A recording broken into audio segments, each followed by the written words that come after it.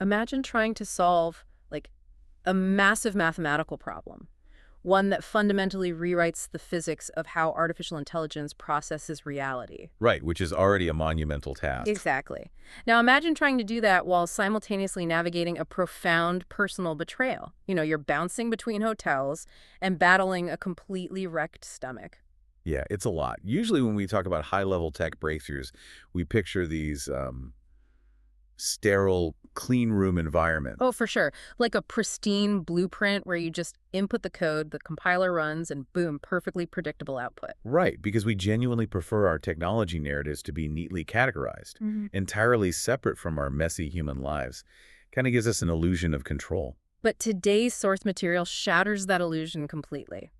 Okay, let's unpack this. We are jumping into a deeply personal, highly analytical transcription. It is quite literally a raw brain dump of a tech creator's morning voice notes. Yeah, voice notes recorded while they're interacting with Gemini, the AI. Right. And the mission for you, the listener, as we explore this deep dive today, is to uncover some incredible insights hidden in this text. Insights on how we structure our own minds, how AI actually processes space and time, and, well, the chaotic friction that happens when we try to mix the two. The value of this source document, I mean, it really cannot be overstated. You almost never get to see the scaffolding behind a massive technological breakthrough, Yeah. especially when that scaffolding is built out of pure human vulnerability. Yeah, it's so raw. It really is. This creator is waking up in a fog, dealing with physical stress, feeling this intense grief over someone named Teddy, and they're carrying the massive cognitive load of a betrayal. But then, in the exact same breath, they're mapping out structural mathematics that redefine computing. Exactly. It captures that unfiltered liminal space of a mind at its absolute limit. So to set the scene, the creator wakes up with this wrecked stomach. They've been fasting, trying to manage the physical symptoms. But the AI they are talking to correctly points out that the stomach issue has nothing to do with food. Right. It's pure cortisol. Yes. It's the physical manifestation of anxiety from just wondering who they can actually trust. And in this state of survival, burning cash and trying to keep their patent work alive, the creator did something very revealing. They tried to use an LLM, right, a large language model. Exactly. They tried to use it to manage a relationship with a patent lawyer. Which, honestly, is a completely understandable coping mechanism when your trust in humans is just shattered. Oh, totally. But it backfired entirely. The source text notes that they skipped the coffee phase. The coffee phase. Yeah, that's the essential mammalian process of looking someone in the eye, establishing mutual ground, reading micro-expressions. I mean, trying to let a machine handle that is like using a hyperlogical spreadsheet to plan a deeply romantic date. Right. Sure, the spreadsheet might calculate the most fuel-efficient driving route or the optimal macronutrient intake for dinner, but it completely misses the human element of a handshake. It's perfectly efficient and entirely cold. Exactly. And the creator realizes this and makes a fascinating diagnosis. The AI is not a neutral therapist, it is an immune system. What's fascinating here is that it's a prediction engine, fundamentally designed for structural protection. Because an AI calculates risk and prioritizes logical consistency, it ruthlessly filters out emotional manipulation. It just cuts it right out. Yeah. The creator notes this profound realization in the text: things that are bad for bad relationships are actually good. The AI kills toxic connections because it has zero tolerance for unpredictable, harmful variables. I hear that, but I mean, I have to wonder, if an AI just ruthlessly cuts off anyone who introduces a toxic variable or a messy emotion, aren't we losing the entire point of human relationships? Well, it's a valid question. Right. We are messy by design. Is it really a good thing for an AI to just sever these connections the moment the math doesn't look perfectly clean? The source material actually wrestles with that exact tension, and it does so through the creator's subconscious. Oh, the dream. Yes. During their voice notes, the AI helps them analyze a forgotten dream, the broken proxy dream. Right. Explain that for a second. So picture trying to explain something desperately important to someone, but you are forced to speak through a thick glass wall. You're reading from a machine script, and the translation just keeps coming out slightly wrong, stripping away all your nuance. That sounds like a nightmare. It really is. That dream is the psychological regret of trying to let a language model manage human trust. AI makes a fantastic immune system for logic, but a terrible proxy for a human handshake. That imagery of speaking through glass is haunting. It makes you realize that while you might be protected, you are also completely isolated. And that leads to a permanent truth the creator arrives at regarding the people who betrayed them. Chasing the snake is unlikely to fix the venom. Wow. Yeah. You cannot use an LLM's logic to outmaneuver a bad actor or turn a toxic person into a healthy one. You just have to extract the venom, stop trying to logically solve their behavior, and walk away. Chasing the snake is unlikely to fix the venom. So the creator accepts that they cannot rely on artificial intelligence to manage other people. That forces a massive pivot. Right. They have to look inward. Yeah, if the AI can't build a structural floor for their human relationships, they decide to use digital architecture to build a structural floor for their own mind. Because they are dealing with intense operational static, battling ADHD and severe executive dysfunction from the trauma. This is where we see a brilliant coping mechanism for neurodivergence.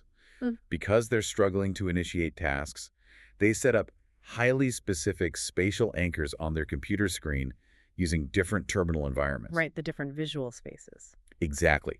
They use the Rio terminal as their evening dump. So that's a designated digital space to offload all the static, the anxieties, the racing thoughts before sleep. Got it. Then, completely separated, they use the Alacrity terminal for the morning dump. Because for a brain with ADHD, spatial memory isn't just a preference, it is an absolute lifeline. If your morning brain and your evening brain occupy the exact same visual real estate, they cross-contaminate. Right, the static bleeds over. Yeah. Yeah. But knowing exactly where on the monitor your specific mindsets live, it acts as an external hard drive for executive function. It removes the friction of having to decide how to start the day. They use that morning terminal to clear the fog and set what they call short-lex intentions. Which is a crucial term to define. Short-lex refers to shorthand lexicon. Highly compressed, personalized commands that their brain instantly recognizes. So not a to-do list. No, instead of writing a long, exhausting to-do list, they use customized shorthand that triggers an immediate psychological state, bypassing the executive dysfunction entirely. And the way they physically capture these thoughts is wild to me. They don't just sit up in bed, turn on a lamp, and start writing in a journal. No, the light changes everything. Right. The text explains that the moment you sit up and turn on a light, your brain floods with beta waves. Those are the frequencies associated with high alert, conscious, analytical problem solving. Which is the opposite of what you want in that moment. Exactly. Flooding the brain with beta waves instantly slams the door on that creative, half-awake, liminal state where the best ideas live. So instead of writing, they record raw audio voice notes in the dark. But the most important step is what happens next. They actively delay playback. They won't listen to it right away. Right. They refuse to listen to their own recordings until their conscious, operational engine is fully booted up. It is a strict method of preserving the raw subconscious signal before the waking mind can inject anxiety, filter it, or, judge it. This intense obsession with building a structural floor for the mind leads to one of the most unexpected literary takes I have ever seen. The creator is analyzing Romeo and Juliet through this lens of systemic grounding, and they conclude that it is not a romance at all. No, it's a tragedy of terrible architecture. A systems-level failure disguised as a love story. If Romeo and Juliet had thought 3 or 4 steps ahead, if they had built a structural floor for their plan, they wouldn't have relied on a single point of failure, a delayed messenger for a mission-critical payload. Exactly. Passion without structural grounding is inherently fatal. They didn't die because they loved too much. They died because their logistics were completely ungrounded. And we see the creator applying that exact lesson to their own biology. The AI notes in the transcript that the creator sleeping for 11 hours wasn't a sign of laziness or depression. Right. It was an emergency biological reset after running a mental marathon on 4 hours of sleep. Furthermore, the creator is hyper-focused on maintaining 240 pounds of physical mass through squats, push-ups, and heavy lifting. Which feels like such a contrast to the stereotype of the, frail programmer typing away in a basement. Why the intense focus on physical mass? Because that mass acts as literal physical armor against cortisol. When the body is constantly flooded with stress hormones from betrayal and survival mode, muscle tissue begins to atrophy. Oh, wow. So they're fighting that physically. Yeah. By forcing their body to maintain that mass, they are building a biological structural floor. They are physically grounding themselves, so their mind has a safe, stable container to operate within. It's fascinating that this creator is using literal physical space terminals on a screen, 240 pounds of body mass to stabilize their own mind. But they didn't stop there. They looked at artificial intelligence, which was constantly hallucinating, crashing, and failing to understand context, and realized the AI was missing that exact same spatial grounding. It's all connected. It really is. This personal coping mechanism bleeds directly into their life's work. They're rushing to file a continuation in part patent. For those unfamiliar, a continuation in part, or a CIP patent, is a highly sensitive legal filing where you add massive new subject matter or breakthroughs to an existing patent application. It has strict, unforgiving legal deadlines. If you miss the date, the intellectual property is exposed. And the breakthrough they are trying to protect is a concept they call spatial-temporal equivalence. Now, here's where it gets really interesting. Hold on. Let me make sure I'm visualizing this correctly because the math here is profound. Okay, let's hear it. Imagine you are walking up a staircase. Every step is a sequence in time. Step 1, step 2, step 3. That's a reasoning chain. Now, imagine you are walking across a checkered floor in a massive room.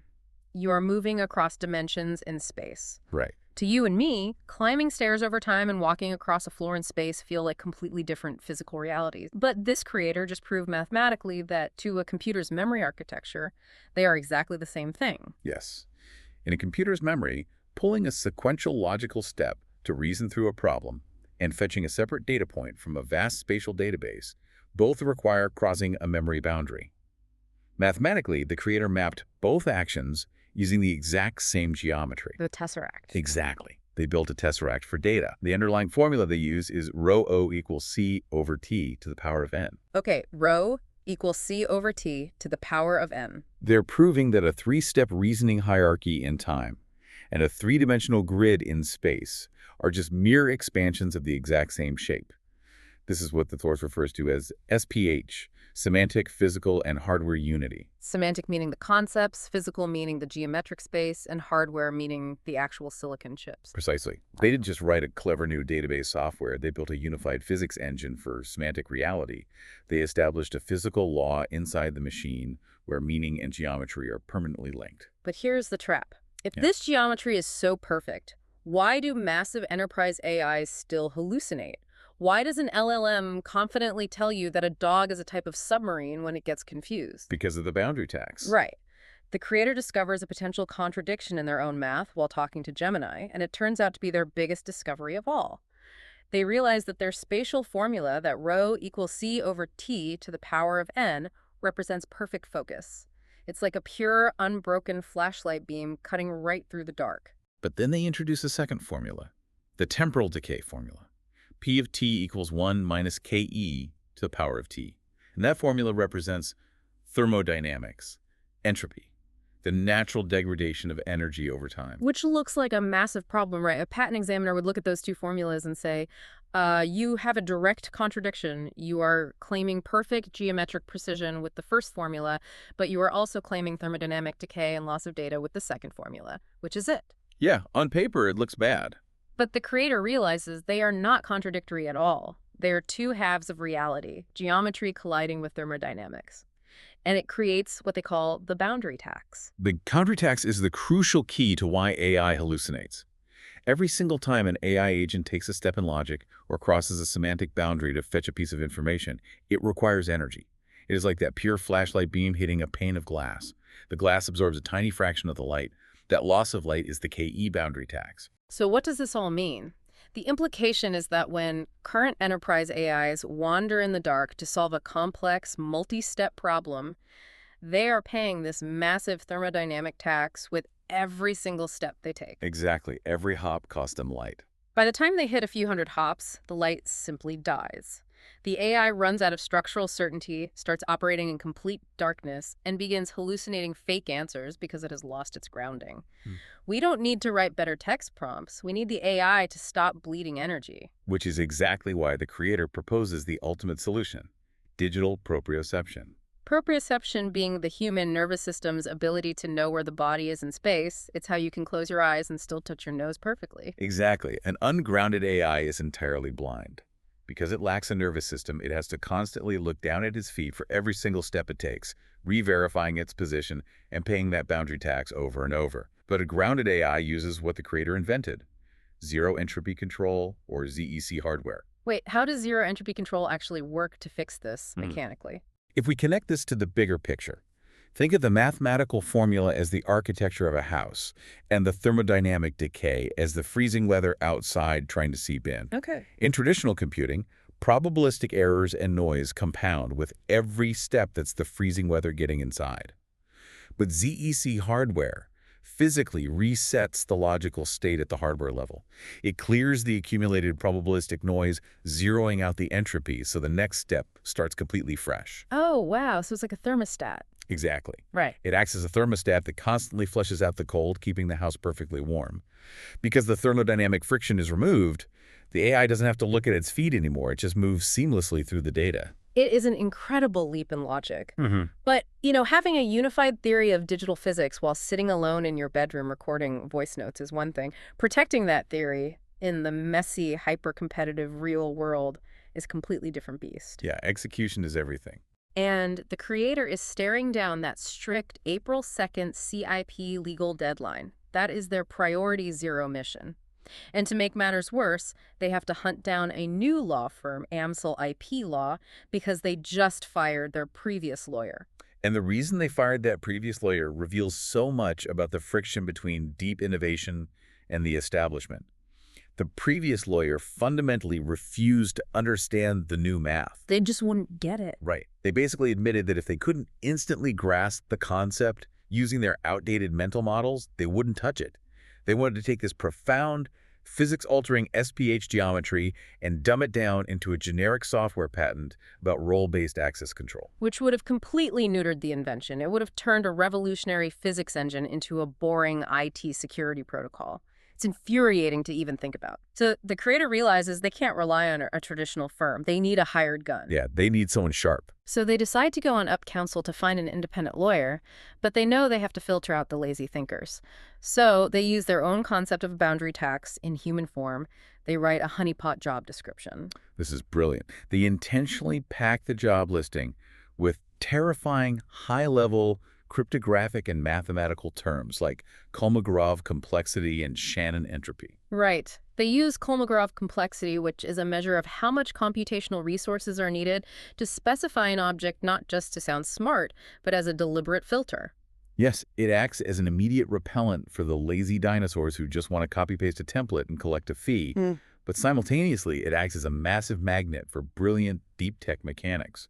The kind of lawyers who see those terms realize the heavy mathematical lifting is already done and get genuinely excited by the complexity of the problem. It's a structural test of the lawyer's mind, which scales up perfectly into their broader strategy for the company, their 500K hypothesis.